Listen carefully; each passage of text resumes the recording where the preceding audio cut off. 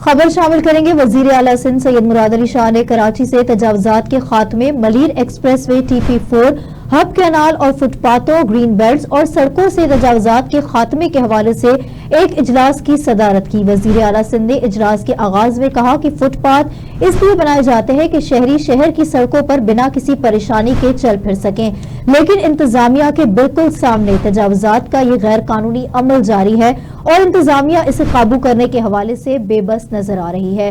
سڑکوں کی green belts پر ڈھابے اور غیر قانونی طور پر آبادیاں قائم کی جا رہی ہیں۔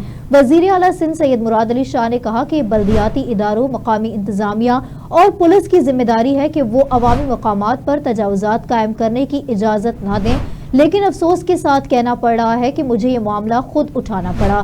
میئر کراچی مرتضی وہاب نے وزیر اعلیٰ سندھ کو بتایا کہ وہ KMC کی سڑکوں سے تجاوزات کے خاتمے کے لیے منصوبہ بندی کے ساتھ کام کر رہے ہیں۔ انہوں نے کہا کہ محرم الحرام کی وجہ سے سرگرمیوں کی وجہ سے کام شروع نہ ہو سکے اور اب ہر طرح کی تجاوزات کا خاتمہ کیا جائے گا۔